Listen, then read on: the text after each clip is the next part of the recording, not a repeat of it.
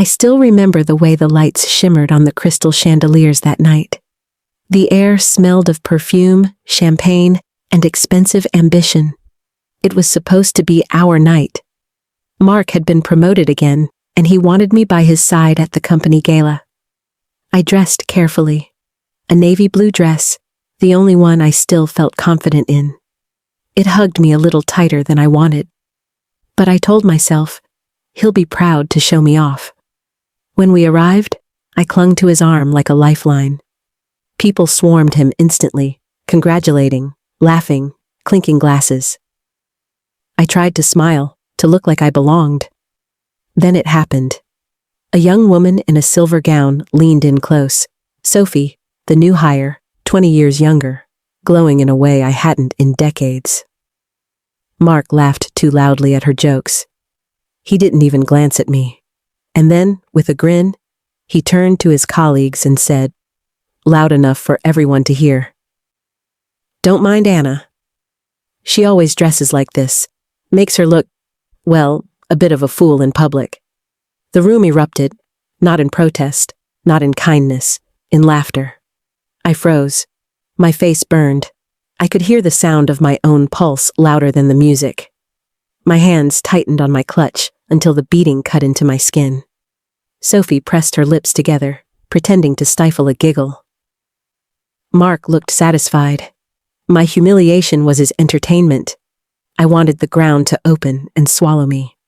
Instead, I forced a brittle smile and whispered, "Excuse me," before walking out. Outside, the cold air hit me, sharper than any insult. I leaned against the marble column, trembling. Why would he say that? Why now, after all these years together? I remembered the nights I stayed awake waiting for him, the meals gone cold, the excuses about meetings, deadlines, late projects. I'd brushed them aside, telling myself, he's just busy. He still loves me.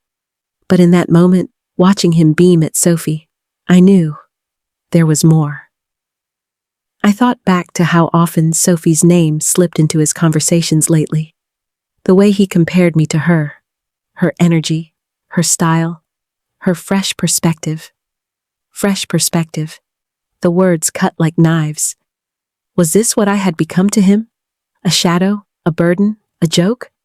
I wiped my eyes quickly, number. I couldn't let anyone see me break. I forced myself to walk back inside.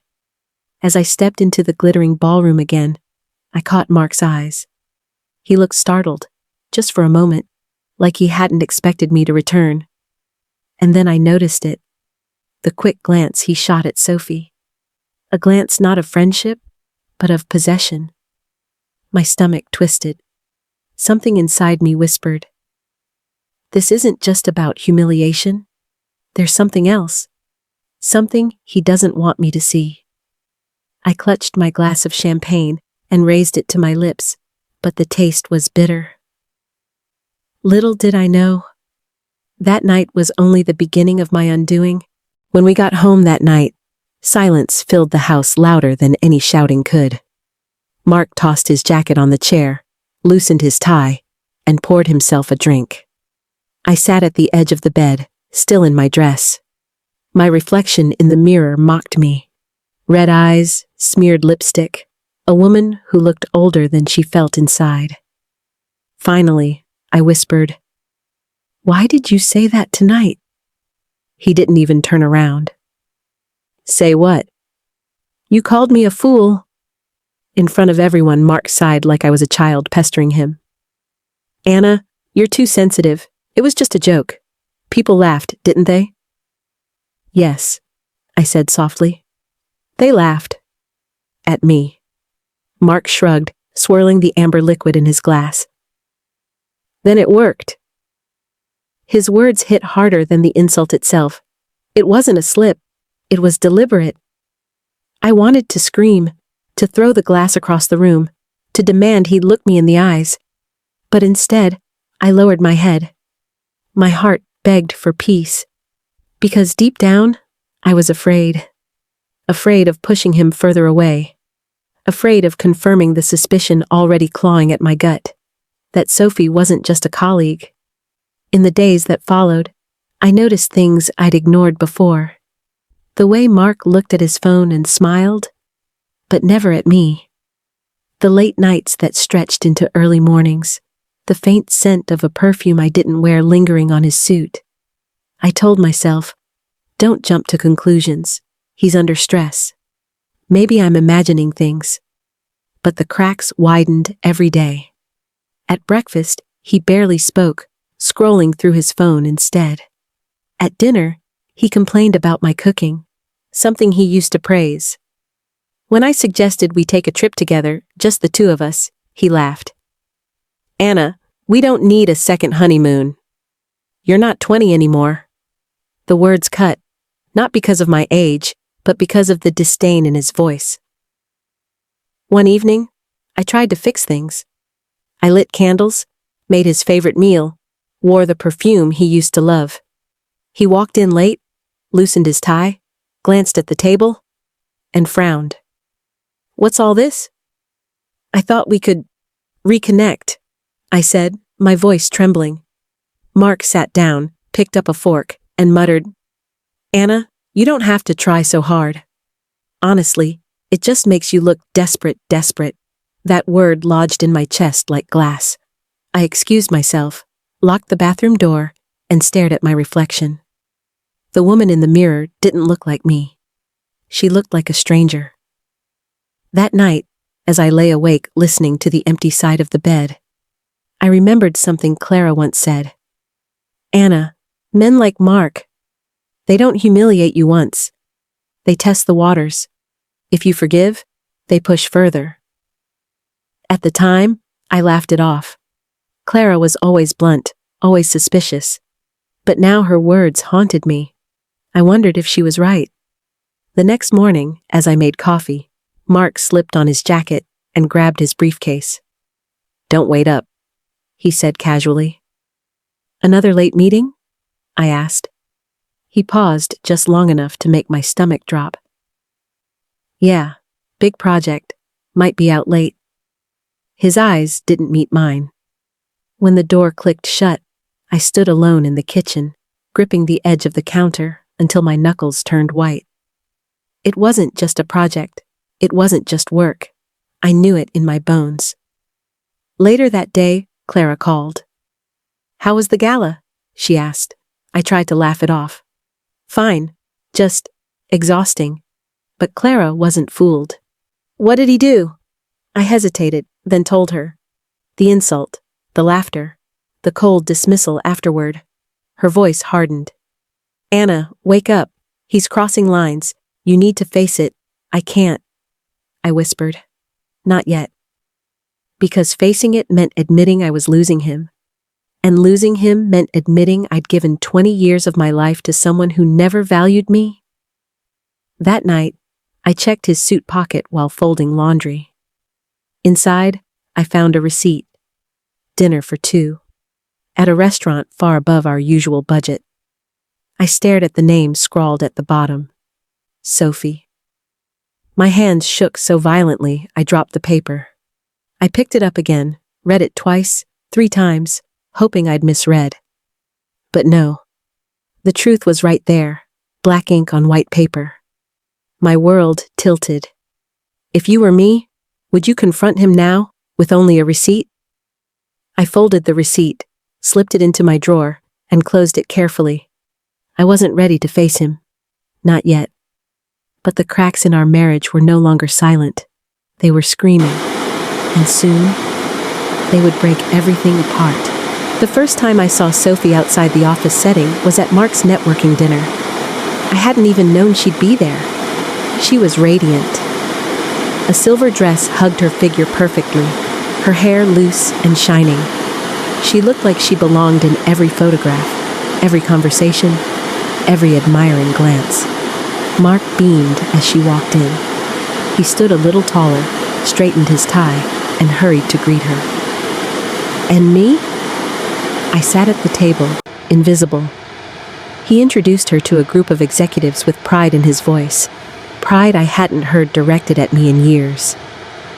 This is Sophie, one of our brightest new talents. Brilliant, innovative, always full of ideas. I forced a smile when her eyes finally met mine. "Anna," she said politely, her handshake soft but cool. Then she turned away, already laughing at something Mark whispered. Throughout the evening, I noticed the details. The way she leaned in when Mark spoke. The way his eyes lit up, the same eyes that dulled when he looked at me. The way people around them seemed to accept it, like it was natural, inevitable. And then came the knife twist. One of Mark's colleagues leaned over to me, chuckling. "You must be so proud of your husband, mentoring such talent. Sophie's the future of the company, the future. And what was I? The past." On the drive home, I asked casually, "So, Sophie seems close to you." Mark smirked. "She's ambitious. Reminds me of myself when I was younger." "And she reminds you of me? Not at all?" I whispered. He laughed. "Anna, you and Sophie? You're nothing alike. She's..." Fresh, that word again. Fresh. I pressed my lips together, staring out the window. Days turned into weeks, and Sophie's shadow followed me everywhere. If I dropped by the office, she was always near his desk. At events, she was always seated close to him. Even at casual dinners, her name floated in conversations, Mark weaving her into stories as if she belonged in our lives. I began to notice how often he criticized me in subtle ways, especially when Sophie was present. "Anna doesn't really understand these things," he'd say, dismissing me with a chuckle. Or, "She's not into modern trends." "Sophie, though, tell them what you think." And every time, Sophie's eyes flicked to me, glinting with something sharp behind the sweetness. One evening, I arrived early to surprise Mark at the office. I walked into the lobby just as Sophie brushed past him, laughing, touching his arm. They froze when they saw me. Mark's smile faltered. "Anna, what are you doing here?" "I thought we could have dinner," I said. Sophie glanced between us, then gave me a polite nod before leaving. But I saw it, the curl of her lips, the victory in her stride. When she disappeared down the hall, I turned to Mark. "Why does she look at me that way?" Mark's voice hardened. "Because you imagine things." "You're paranoid, Anna. It's embarrassing, embarrassing." Was that all I was to him now? A liability? That night, I dreamed of Sophie in my house, standing in my kitchen, wearing my apron, sitting at my dining table, laughing with Mark, sleeping in my bed. I woke up drenched in sweat, my chest tight with fear. The next weekend, Clara came over. She caught me staring blankly at the receipt I'd hidden in my drawer. "Anna, what is it?" she pressed. I showed her. She read it once, then looked at me sharply. "Dinner for two. And her name. What more do you need?" I shook my head. "It's not proof." "Not yet," Clara grabbed my hands. "Anna, listen to me. Women like Sophie, they don't just appear. They're invited. He's inviting her into his life, into your life." Her words sliced through me because they were true. That evening, Mark returned home with a faint smile, humming under his breath. He didn't notice my red eyes, the way I clutched the folded receipt in my pocket. I watched him, every movement, every careless gesture. And in that silence, I understood. Sophie wasn't just a colleague. She was becoming the replacement. I didn't know which would hurt more, the truth or the denial. But one thing was certain. The shadow of Sophie was no longer in the background. She was standing right between us. And soon, she would push me out completely. The morning after another restless night, Mark slid a stack of papers across the breakfast table. "Just routine documents," he said, sipping his coffee as if it were the most natural thing in the world. "It'll make our finances easier to manage." I blinked at the folder. "What kind of documents? Property consolidation? Investments? Transfers?" "Nothing major," he replied, not meeting my eyes. Transfers. My stomach nodded. Why now? I asked softly. Mark sighed, his patience thinning. Anna, we've been married over 20 years. Do you really need to question me about paperwork? But his tone wasn't one of reassurance. It was sharp, edged with irritation, and something else. Urgency. That evening, Clara stopped by. I showed her the papers, my hands trembling. She flipped through them quickly, her brow furrowed. Anna, these aren't routine. He's moving assets, putting things under his control. I swallowed hard. Maybe it's just business? Clara's eyes snapped up, fierce. Or maybe he's preparing to leave you with nothing. Open your eyes. Her words hit like thunder. I wanted to protest, to defend him, but deep down, a part of me knew she might be right. Later that night, I confronted Mark.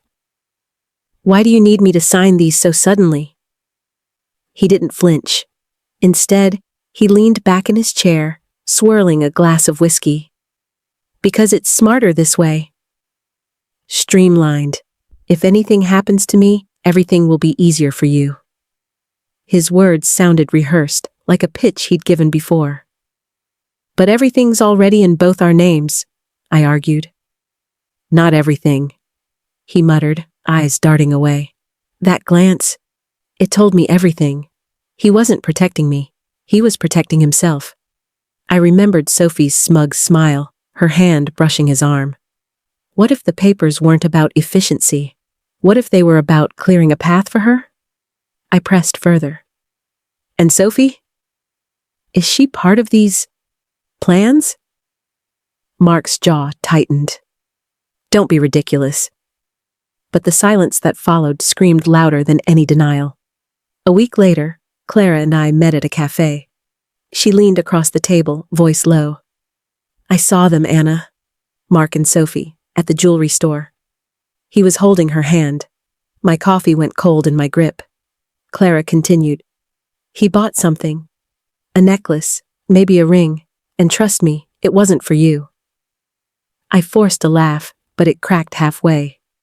You're sure? I know what I saw. That night, I found the little velvet box in his drawer.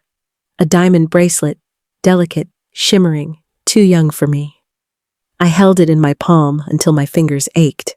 When he came home, I left it on the table.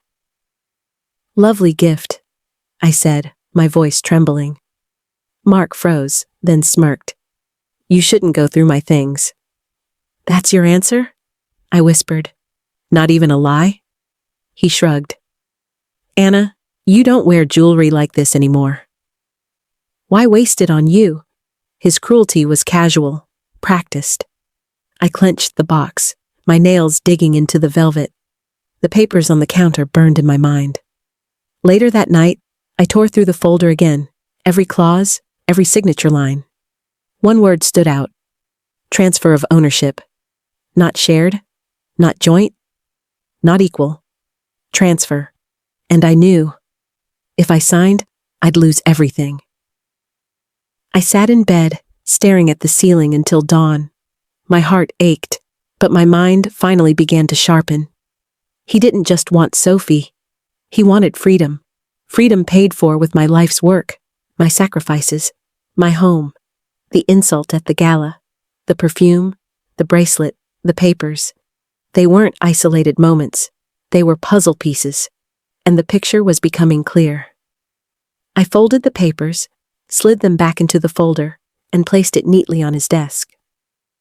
When Mark saw them untouched the next morning, his smile was thin, sharp. You'll come around, he said, brushing past me. But something in his voice told me he wouldn't wait forever, and I realized, with a chill, that my marriage wasn't the only thing on the line. My home, my security, my very identity as his wife, was hanging by a thread. The nights grew longer, colder. I'd lie in our bed, staring at the ceiling, listening to the hum of the refrigerator and the ticking of the clock. But the sound I longed for, the steady rhythm of his breathing beside me, was gone. Mark's side of the bed stayed empty, the sheets untouched, the pillow still perfectly fluffed. He didn't even bother to make excuses anymore. Late meeting. Working at the office. That was all. I'd roll over, clutching the blanket tight, convincing myself he'd walk through the door any minute. But every night ended the same. Silence. One evening, desperate for comfort, I called Clara. "It's like he's already moved out," I whispered. Her voice was sharp. "Anna, you're letting him get away with this." "You need to confront him." "I can't," I admitted. "Not until I know for sure." Clara paused. "Do you really need proof? Isn't his behavior proof enough?" Maybe it was, but my heart wasn't ready to let go without something undeniable. The next morning, while folding his laundry, I found it. A small, folded piece of paper stuffed in his jacket pocket. My hands trembled as I unfolded it. A receipt. Dinner for two at Le Jardin, the most expensive restaurant in the city. Champagne, dessert for sharing. At the bottom, in delicate handwriting, a single word. Sophie. The room spun. My knees gave out, and I sat on the floor, clutching the slip of paper like it was a knife. This wasn't a suspicion anymore. It wasn't paranoia, or Clara's warnings, or my imagination. It was real. Mark had taken her somewhere he never took me. Somewhere special. And he wasn't even careful enough to hide it. When Mark came home that night, I couldn't look at him. He kissed the air near my cheek, not even touching me, and muttered, "You didn't cook?" I shook my head. He shrugged and opened the fridge, humming under his breath. I stared at his back, my nails digging into my palms, the receipt burning in my pocket. Should I slam it down in front of him? Should I scream, demand answers, force him to see my pain? Instead, I whispered, "How was your meeting?" He didn't even glance at me. Fine. Productive lies. I bit my tongue until I tasted blood.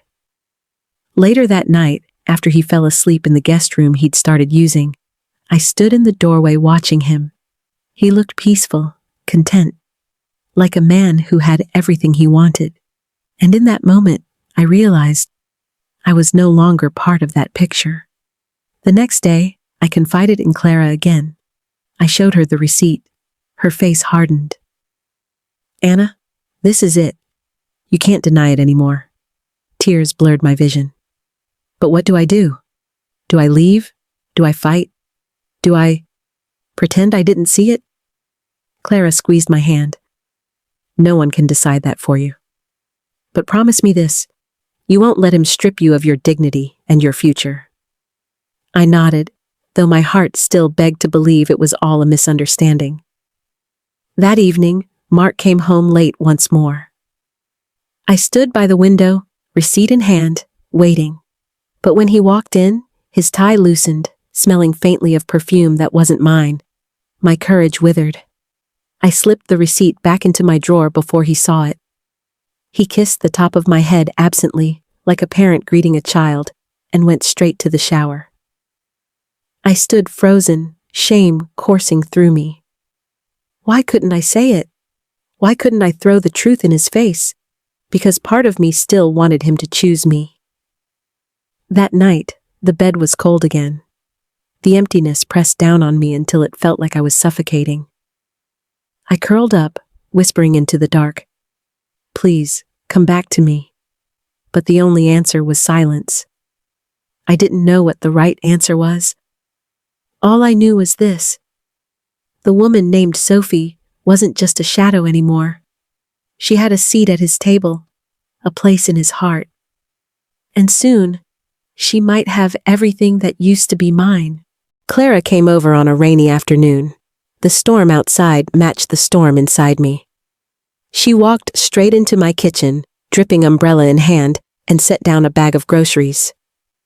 "You look pale," she said, narrowing her eyes. "What happened now?" I hesitated, staring at the tiles. My hands still smelled faintly of the perfume I'd found on Mark's collar. Finally, I whispered. I found another receipt. His name, her name. Dinner at Le Jardin. Clara's lips pressed into a thin line. She didn't gasp, didn't act surprised. She just nodded, as if she'd known all along. Anna, she said firmly, he's cheating on you. The words cut deeper because they came from her. My sister, my protector since childhood. I don't want to believe it, I admitted, tears welling. Maybe it was a business dinner? Clara grabbed my shoulders. Listen to me. I saw them, last week, at the jewelry store, holding hands like teenagers. My breath caught. You, what? I didn't want to tell you until I was sure. But I can't let you sit here and drown in denial. Her voice cracked, anger trembling underneath.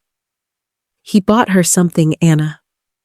And it wasn't cheap. I sank into a chair, the room spinning. Images flashed in my head. Sophie's hand brushing his sleeve, his quick glance at her across the ballroom, the bracelet I'd found in his drawer. Clara's eyes softened. She knelt beside me. I know it's hard. But you can't keep pretending. He's humiliating you, Anna. Every day you wait, he takes more. I don't know what to do, I whispered. You protect yourself, Clara snapped, before he strips you of everything. That night, I sat at the dinner table waiting. Mark arrived late, his shirt damp from the rain, his hair slightly tousled. He looked vibrant, alive, like a man in love, with someone else. Long day? I asked, forcing my voice steady.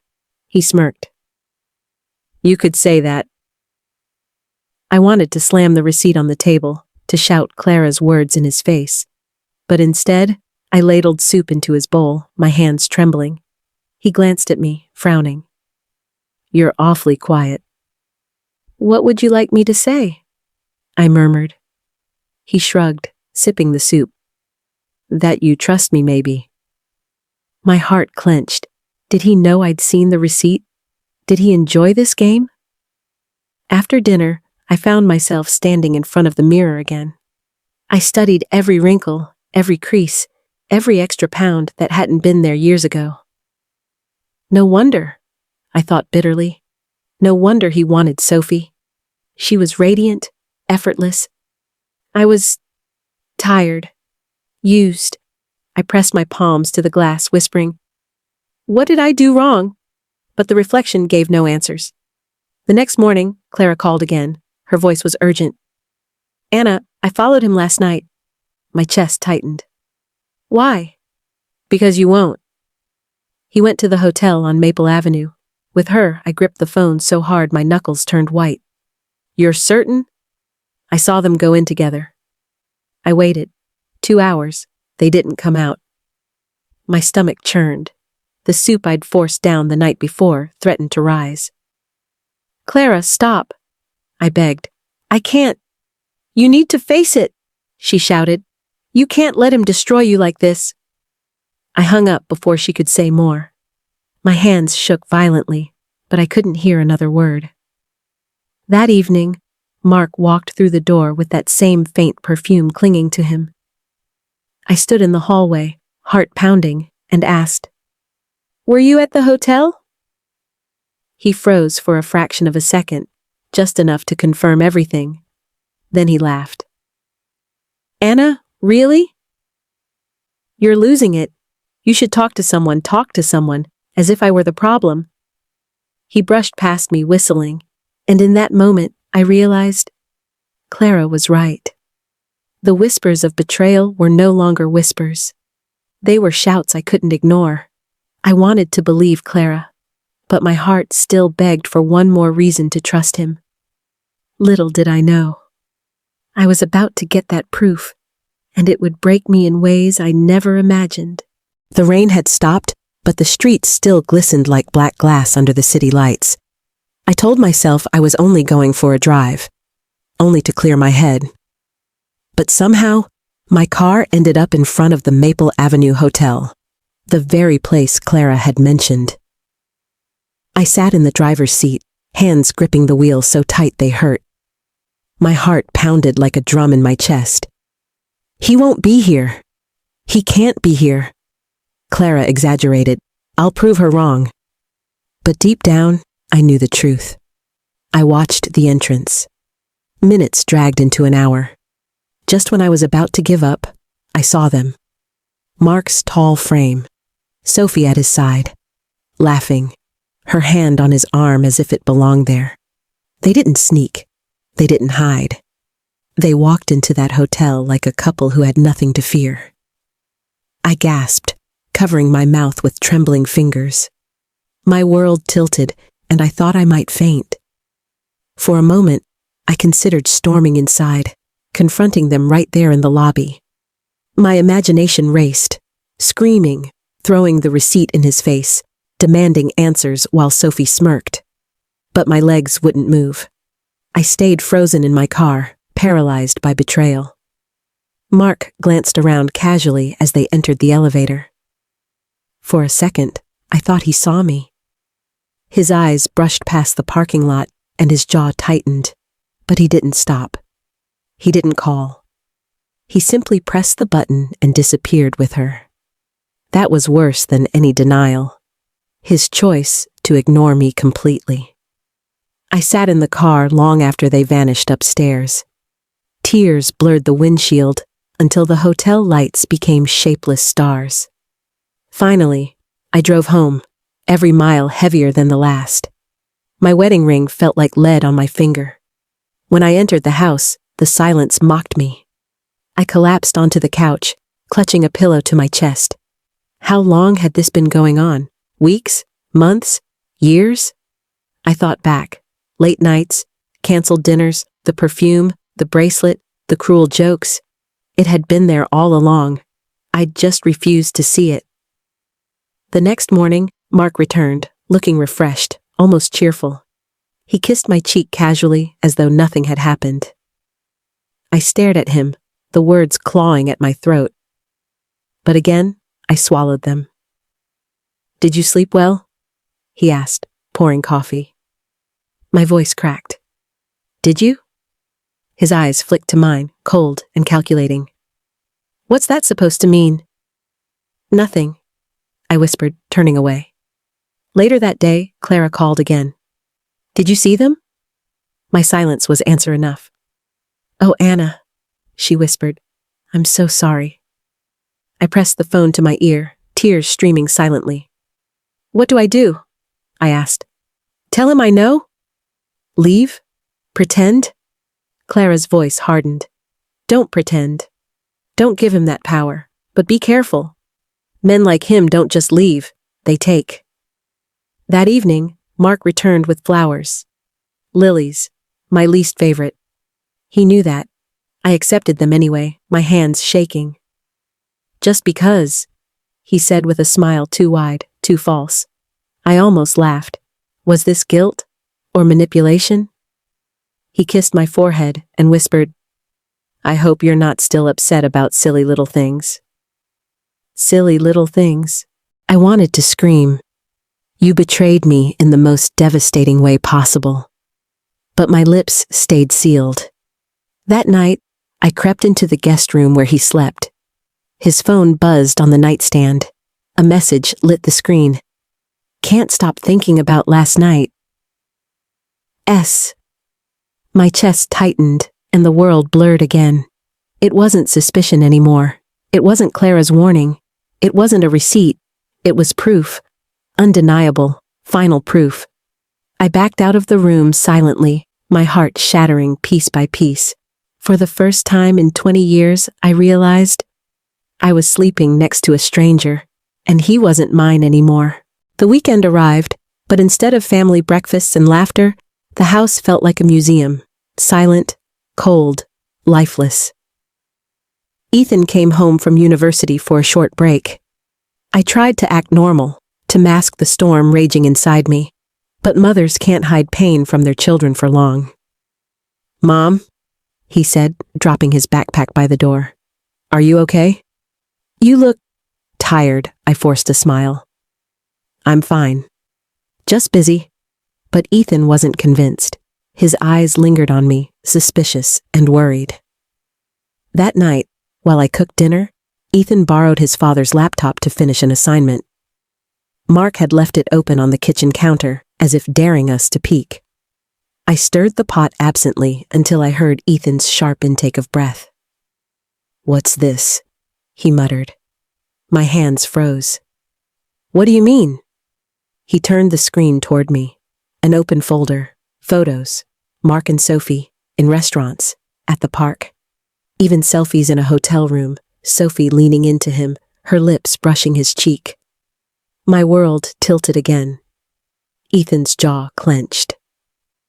"Mom, is this what I think it is?" Tears blurred my eyes.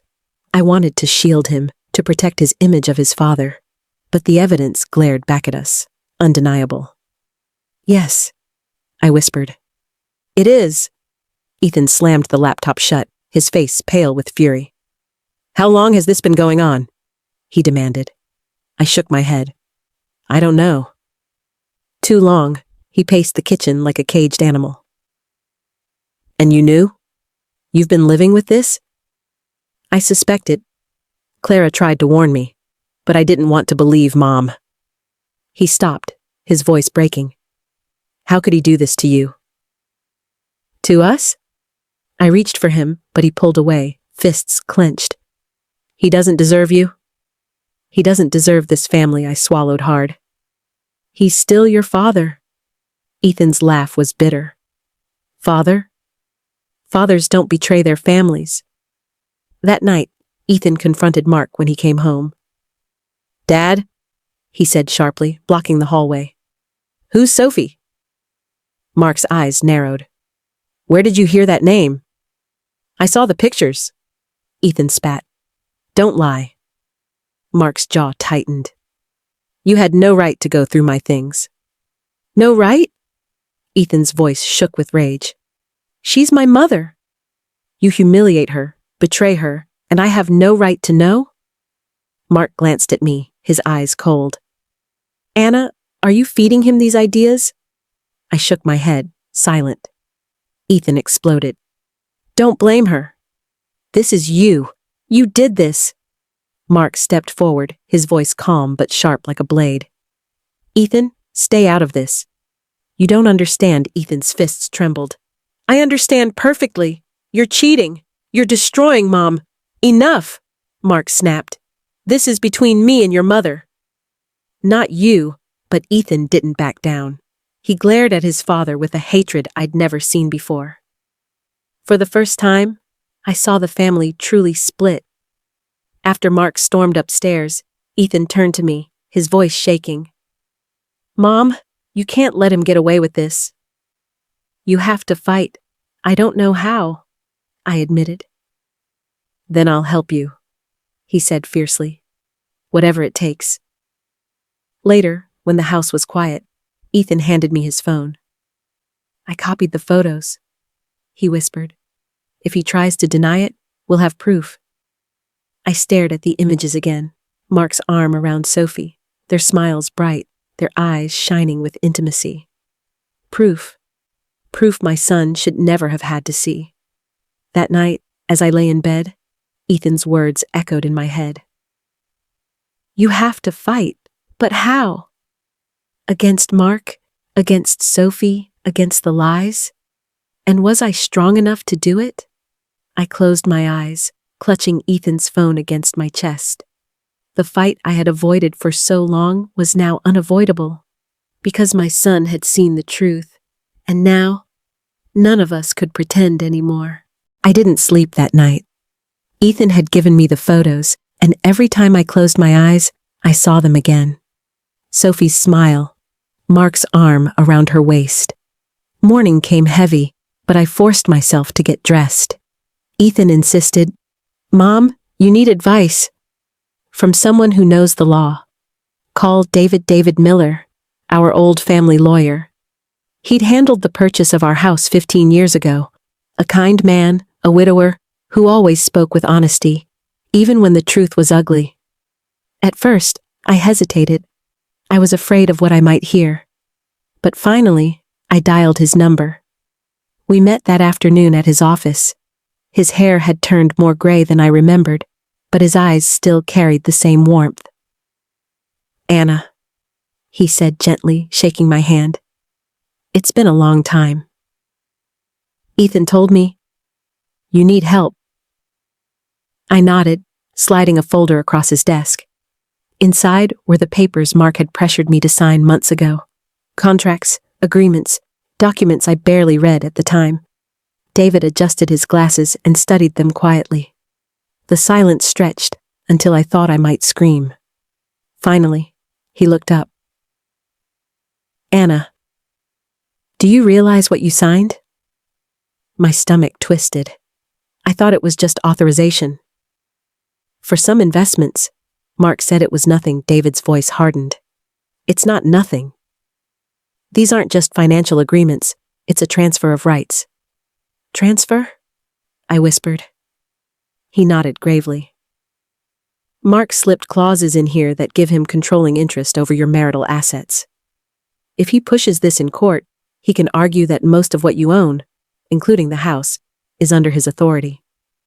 My hands shook. "But the house, my name is on the deed." "Yes," David admitted. "But look here." He pointed to a paragraph buried in dense legal jargon. "This clause links the deed to a joint trust. And guess who the managing trustee is?" I stared at the page, the letters blurring. "Mark." David leaned forward. "If you file for divorce today, he'll claim you relinquished your rights. That you agreed he could act on behalf of both of you." And with Sophie whispering in his ear, "Do you think he'll be generous?" My chest tightened until I could barely breathe. "So, I gave him everything?" "Not everything," David said quickly, "but enough to put you in danger." Tears welled in my eyes. I covered my face with my hands. How could I have been so stupid? I just trusted him. David's voice softened. "Anna, don't blame yourself. Betrayers rely on trust. That's their weapon. But now you know the truth, and knowledge is power." I lowered my hands slowly. "So what do I do?" David tapped the papers. "You fight smart. You don't confront him without a plan. You document everything, his affair, his finances, his manipulation. You build a case before he can destroy you." When I got home, Ethan was waiting, pacing the living room. "Well?" he asked urgently. I sank onto the couch. "It's worse than I thought. Those papers? Mark tricked me. He has legal leverage over almost everything." Ethan's face darkened. "He planned this. All of it. Even before Sophie," I shook my head, my voice trembling. "I don't know when it started. But yes, he set a trap, and I walked right into it." That night at dinner, Mark was unusually cheerful. He talked about his day at work, Sophie's great new campaign, and even suggested a family vacation, like nothing was wrong. I studied him carefully. Every smile felt like a blade. Every word dripped with poison. "Anna," he said smoothly, "I hope you're not still upset about silly things. I want us to move forward, together." But when his hand reached across the table for mine, I felt nothing but cold, because I knew the truth now. Behind his charm was a man who had already stripped me of nearly everything. If you found out your partner tricked you into signing away your rights, would you confront them immediately? I looked at Mark, forcing a smile that didn't reach my eyes. "You think you've won, Mark. But you've underestimated me. For the first time, I wasn't just broken. I was furious.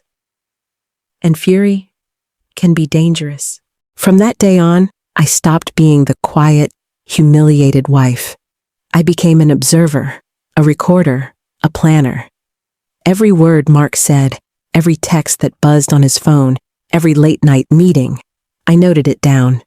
Ethan helped me build a hidden folder, a digital archive of betrayal.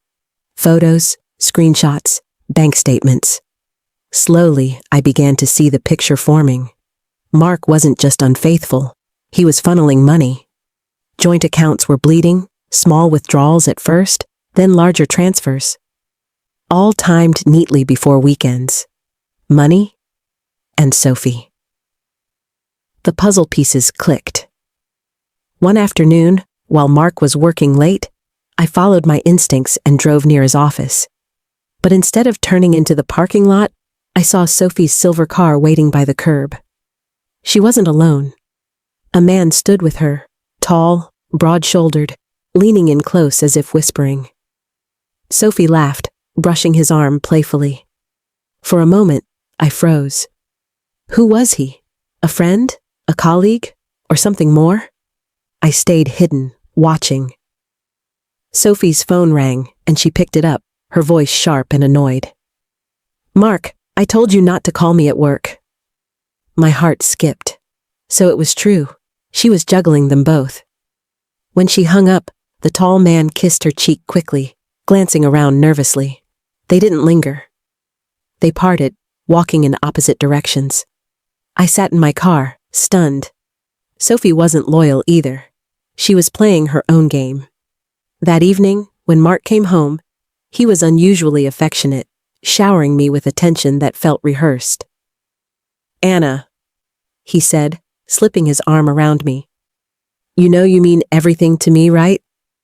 I forced a soft smile. "Of course." Inside, bile rose in my throat. Because only hours earlier, Sophie had dismissed him like an inconvenient errand. Later that week, fate handed me another weapon. I went to the cafe downtown, where Sophie often met friends. I sat in the corner, with a scarf around my hair, pretending to read a magazine. Sophie arrived with two women, loud and careless. They ordered drinks, their voices carrying across the room. "I swear," Sophie laughed, "Mark is so easy to manipulate. Flash a smile, and he'll sign anything?" The women giggled. One leaned in. "But what about Daniel?" Sophie rolled her eyes. "Daniel knows the deal.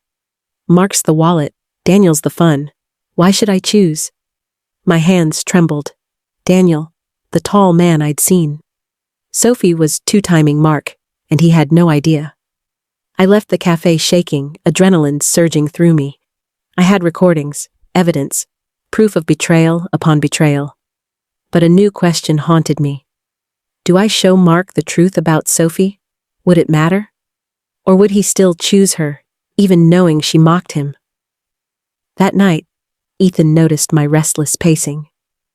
"Mom, what happened?" I told him everything. About Sophie, about Daniel, about the cafe conversation. Ethan's eyes darkened. "So she's playing him too?" Good, let him feel what betrayal tastes like. I bit my lip. "But if I expose her, it might push him back toward me." "I don't want him back, Ethan. Not anymore. I just want justice." Ethan nodded slowly. "Then use it, but carefully. Don't show your hand until you're ready." I sat awake until dawn, replaying Sophie's words in my head. Mark's the wallet, Daniel's the fun. For so long, I had seen myself as the weak one, the humiliated wife, the abandoned mother. But now I saw their cracks, Mark's arrogance, Sophie's greed, Daniel's shadow. And I realized something powerful. They weren't untouchable. They were reckless. And reckless people always leave evidence behind. The next morning, Mark left for an early meeting. As soon as the door closed, I opened my hidden folder and began organizing every file, every recording. This wasn't just about betrayal anymore. It was about survival. I closed my laptop with trembling hands, staring at the door Mark had just walked through. For years, I thought he held all the power. But now, I held the secrets. And secrets can destroy. The more I dug, the more I uncovered. Mark thought he was clever, funneling money here and there, disguising transfers with vague labels like consulting fees and business expenses. But he underestimated me. Late one night, while he slept in the guest room, I logged into our joint bank portal. I'd memorized his passwords over the years, small, careless habits he never imagined would betray him. What I found chilled me. 3 accounts. 2 in our names, 1 in his alone. The third account showed deposits from his company, withdrawals timed with his business trips. But the worst part? Wire transfers to Sophie. Thousands, each labeled personal reimbursement. My hands shook as I scrolled. He wasn't just betraying me emotionally. He was funding her life, using money we had built together. The next morning, I printed the statements and hid them in a folder labeled Recipes. Mark never looked in the kitchen drawers. When Ethan saw them, his face turned red with anger. "He's stealing from us, Mom." "From you?" "Yes," I said, my voice breaking. "He's preparing a future without me." That afternoon, I stepped outside to clear my head. Mrs. Lopez, our elderly neighbor, waved from her porch. "Anna?" she called. "Do you have a moment?" I walked over, forcing a smile. "Of course." She hesitated, glancing around before leaning closer. "I shouldn't say this, but I thought you should know. I've seen Mark. Often." My heart sank. "With Sophie?" Mrs. Lopez nodded, her eyes sad. "At first I thought she was just a colleague. But last week I overheard them. They weren't careful. They argued in the driveway. She shouted about money, how she deserved more after everything she's risked." My stomach churned. "You heard that?" "Yes," Mrs. Lopez whispered. I didn't want to interfere.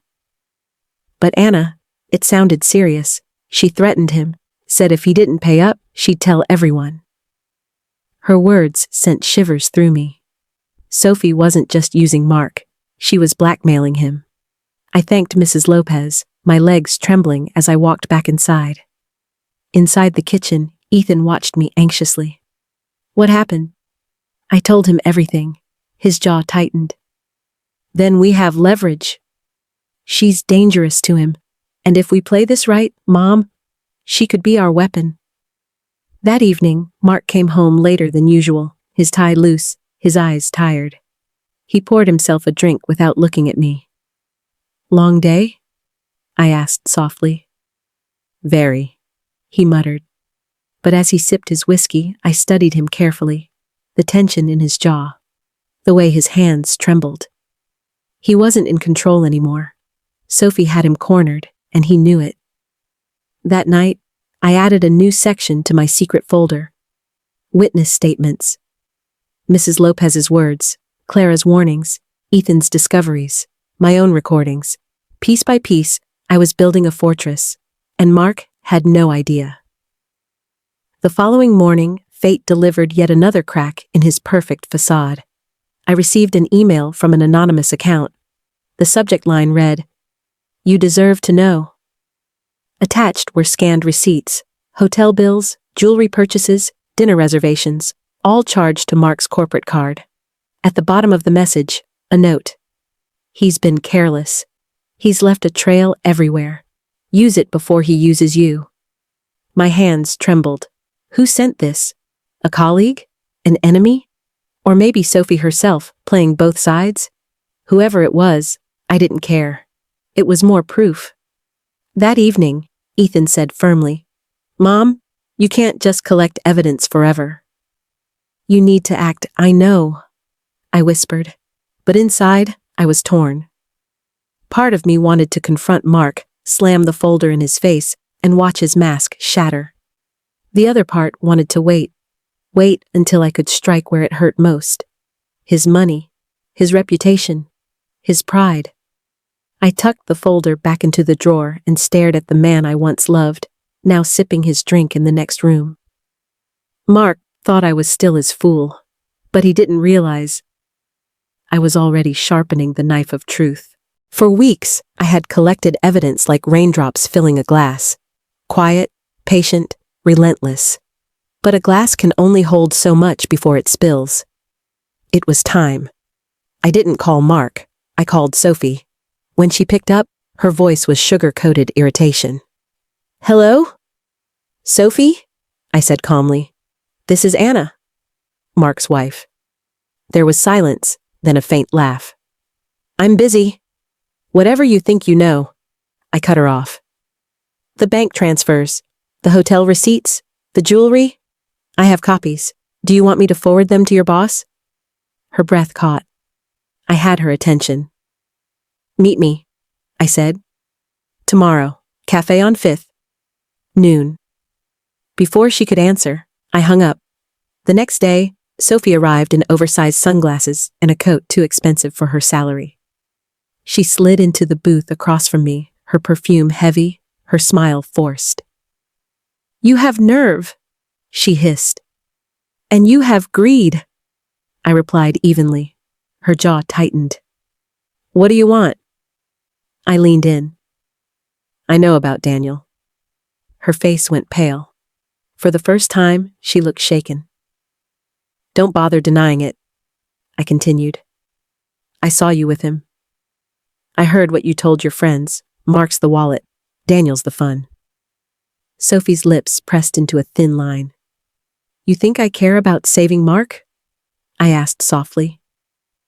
"No, I care about survival. And right now, you and I have something in common. We both know exactly what he is." She stared at me, calculating. "So, what's your plan?" "My plan," I said, sliding a folder across the table, "is simple. You help me expose him, and I don't expose you." She flipped through the papers, bank statements, receipts, photos. Her eyes widened with each page. "You kept all this?" she muttered. "Of course. Unlike Mark, I'm not careless." Her nails tapped the folder nervously. "If this comes out, I'll lose my job." I smiled coldly. "Then don't let it come out. Cooperate with me instead." For a long moment, Sophie was silent. Then she laughed bitterly. "You know, he promised me everything. A new house, a future, said you were irrelevant. But now? He's been holding back. Paying me less than he swore." I tilted my head. "So you're not loyal to him." Her smile was sharp. "Why would I be? Loyalty doesn't pay bills." That night, when Mark came home, he noticed the shift immediately. "You look different," he said cautiously, loosening his tie. I shrugged. "Maybe I am." But inside, I was burning with anticipation. Because tomorrow, Sophie and I would meet again, not as rivals, but as co-conspirators. The next afternoon, Sophie arrived with her own offering, screenshots of Mark's messages to her. At first, I thought they'd be love notes, but they were worse. "Anna will fold. She's weak. Once she signs the final transfer, she's done. Be patient. Soon, we'll have everything." I swallowed hard, my fingers trembling as I scrolled. Sophie leaned back, smirking. "See? You're not the only one he underestimates." My voice was quiet, but steady. Then it settled. "You give me everything, and I'll make sure you walk away untouched." "Untouched?" she scoffed. "I want more than untouched. I want revenge." Her eyes gleamed with something dangerous. That night, Ethan noticed my calmness. "What happened?" he asked. I looked at him and whispered, "Sophie's not our enemy anymore. She's our weapon, but I knew better than to trust her completely." Sophie was a snake, and snakes bite when cornered. Still, for now, we wanted the same thing, to bring Mark down. And soon, he'd learn the cost of underestimating the fool he once mocked in public. I closed the folder that night and tucked it under my pillow like a shield. Mark was still downstairs sipping his whiskey, thinking he owned me. But what he didn't know was this. I was no longer the humiliated wife. I was the woman holding the knife.